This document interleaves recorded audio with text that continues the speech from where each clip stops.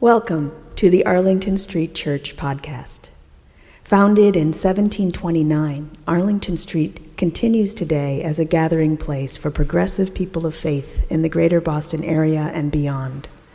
We are located at the corner of Arlington and Boylston Streets, across from the Public Garden in Boston, Massachusetts.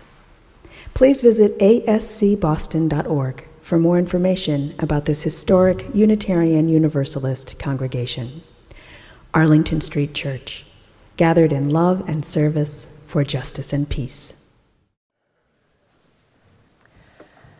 Since I arrived here at Arlington Street Church, and especially in the last couple of weeks, I've found myself in moments of wondering or concern or occasional overwhelm, stepping out of the minister's study and into this gorgeous sanctuary. It really does take my breath away every time.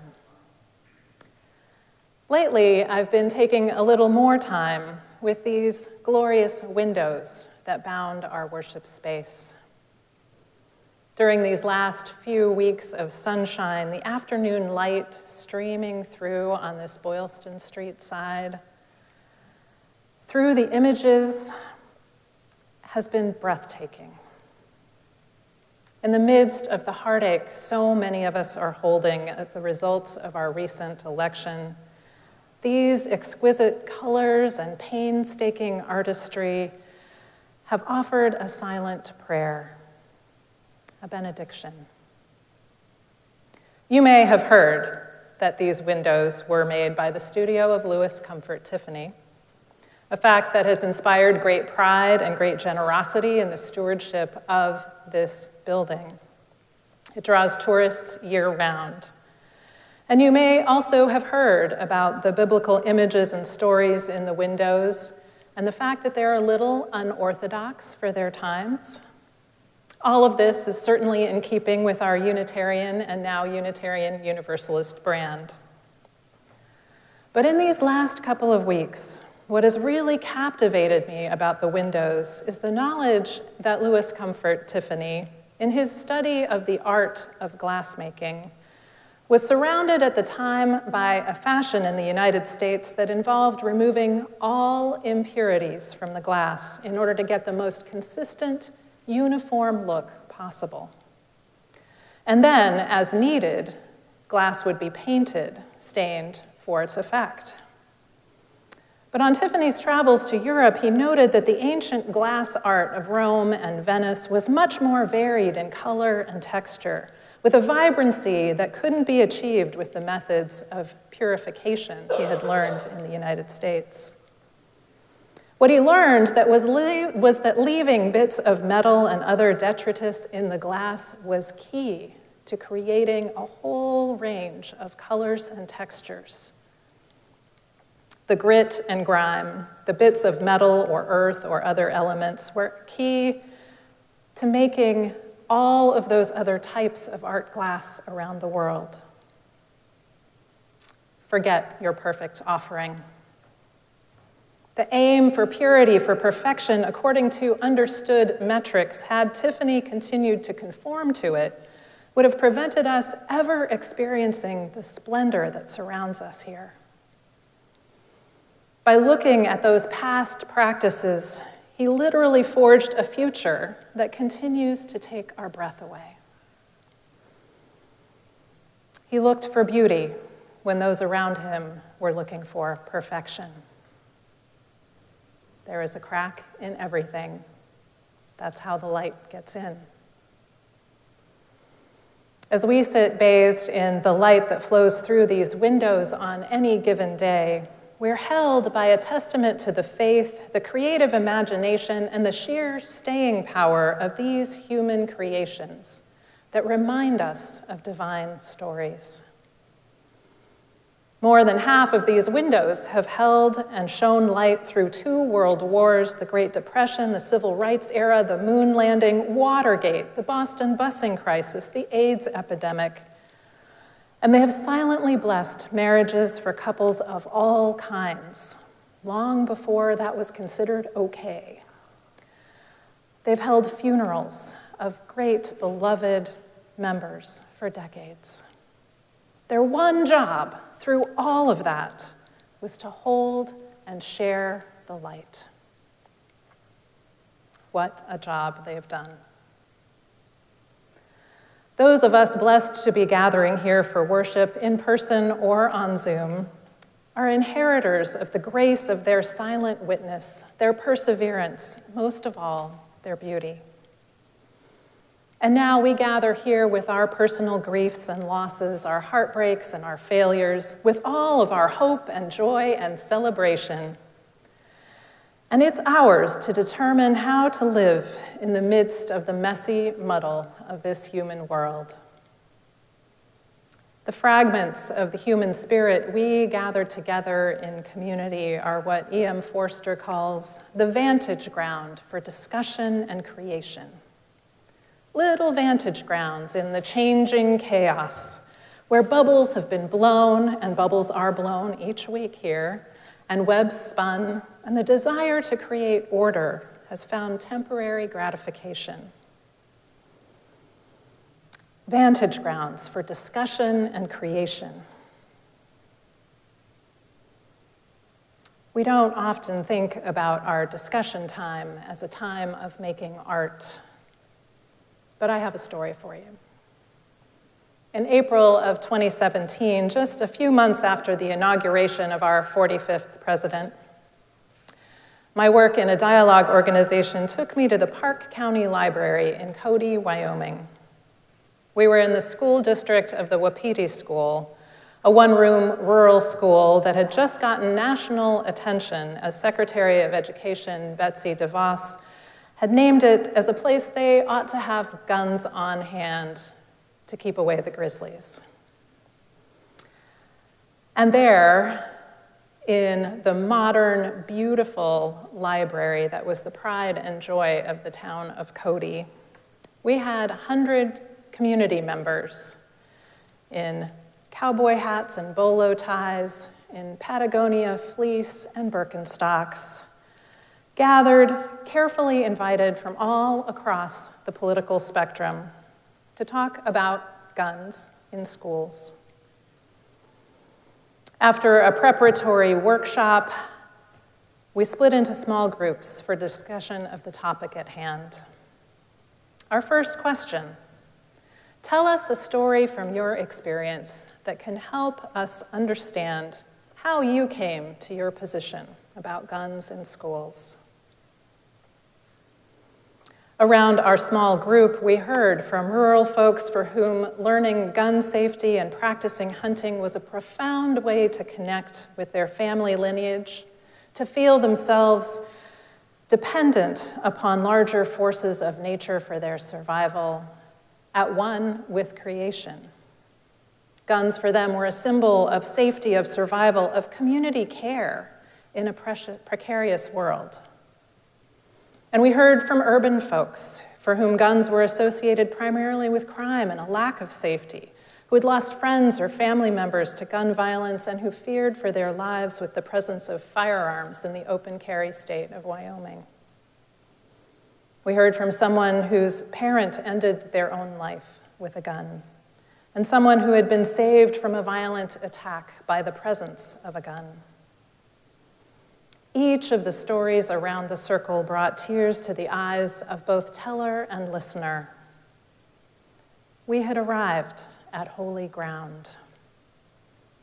The cracks in our lives that had brought us to a particular place were starting to be seen. And through them shone both the pain and the virtue of each person who shared. All of the stories were tethered to grief and fear and heartbreak. And within an hour, we had found a very simple common ground. No one wanted to be living in a place where their children were not safe in school. People who had very similar stories of experiences with guns in their history arrived at very different positions on the issue. And once they knew each other's heartbreak, there was no going back. They were invested in each other in each other's well-being, in each other's care from that new vantage ground. We ended the afternoon with hugs and commitments to continue the conversation. "This was great, but you didn't bring any of the difficult people," said one woman. Yet the forms that everyone had completed to register included folks who called themselves the good guys with the guns, as well as members of Moms Demand Action, proud NRA members who had been sitting with peace activists all day, unawares. What made a difference was starting with the stories, beginning where the cracks open us up, inviting a different place of listening, cultivating that vantage ground for discussion and creation. The cracks in the vulnerable stories let light in and also send that deep beacon of yearning out to touch the hearts of others. Had we begun the conversation with, "Defend your position on guns in schools," and asked for their perfect offering of an argument, we would not have seen the cracks. The light could not have passed among us. The cracks in those broken hearts created a pathway to healing, led the way to a story of our shared humanity and our deepest longings and connections that run even deeper than our irreconcilable differences. Whether or not we will ever agree on politics, the moments that we can find one another in this way are art. Art in the sense of its Latin root, artus, to join together. The artist brings together that which we are told must be separate, and it creates a connection that allows something new to emerge.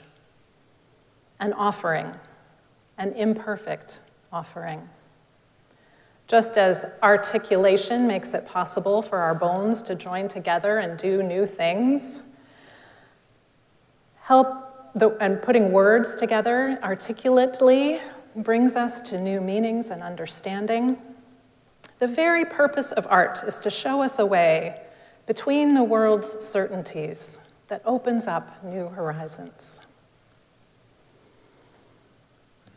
In the 8 years I was doing dialogue work professionally, and still as I lead and facilitate conversations, I'm moved by the beauty of those new vistas that we glimpse when we open ourselves with ample preparation, intention, and care. There are hundreds of organizations operating around the world doing this work, aiming at building peace and forging creative solutions to the world's biggest conflicts.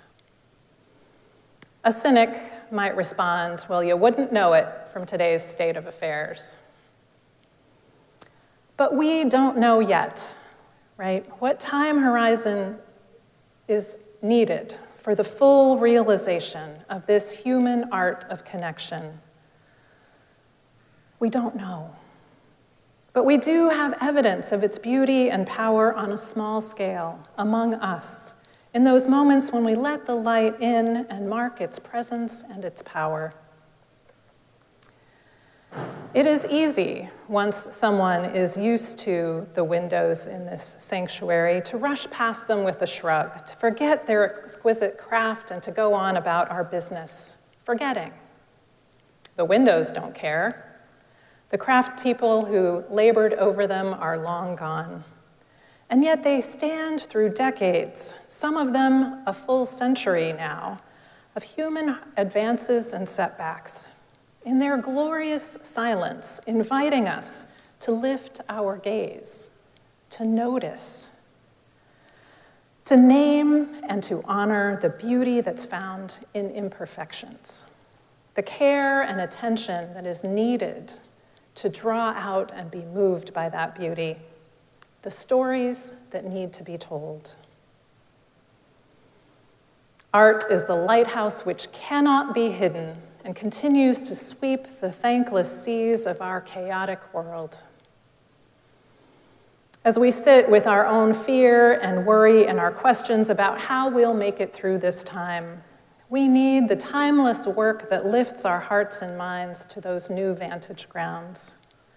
Whether we're gazing upon the subversive and provocative graffiti of Banksy or the desert paintings of Georgia O'Keeffe, listening to Mendelssohn or Madonna, encountering the pyramids of Giza or the sculptures in our own public garden, we are experiencing the ways that others before us have found to meet their own moments of aching for a different world, and in so doing offered us some brilliant light to guide our way. I know I'm sending you into a week where most of us will be practicing the human art of gathering. And as we encounter our friends and family over these holidays, what if we make it a point to seek some new vantage grounds? Take a moment to ask Uncle Bill to tell a story from his life that tells about why he believes what he does about immigration. Tell a story from your own that might help someone understand why you care about the rights of trans and non-binary folk. To share not looking for beauty, for perfection or purity, but opening to beauty. And if all that is too much, too raw, I hope that we will remember to look and look again to the lighthouses of the art that surrounds us for sustenance, for care, for inspiration. Art asks nothing of us but our attention, especially when the tumult of the moment is deep and disorienting. Art makes it possible for us to be moved, and in our moving, to create a new work of art of our own. Let us feel and notice not just our own broken edges, but also the light they let in and the light they shine out. Let's let its healing power connect us, move us, and guide us on. Amen. And know that we have all that we need to renew, to release, to rebuild, to believe. Let us sing for today, giving hope, creating, showing love. Let us go in peace to be a light of peace in the world. The service begins when the service ends. Amen.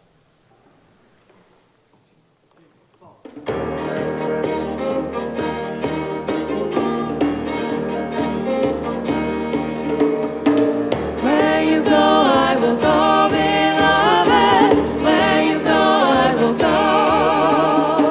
Where you go, I will go, beloved. Where you go, I will go. For your people are my people. Your people are mine. Your people are my people. Your divine, my divine. Where you go, I will go, beloved. Where you go, I will go. Where you go, I will go, beloved. Where you go, I will go. For your people are my people. Your people are mine. Your people are my people. Your divine, my divine.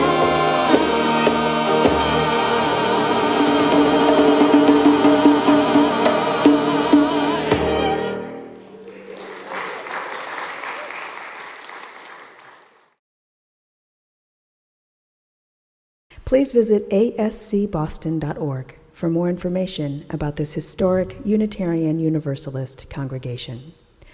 Arlington Street Church, gathered in love and service for justice and peace.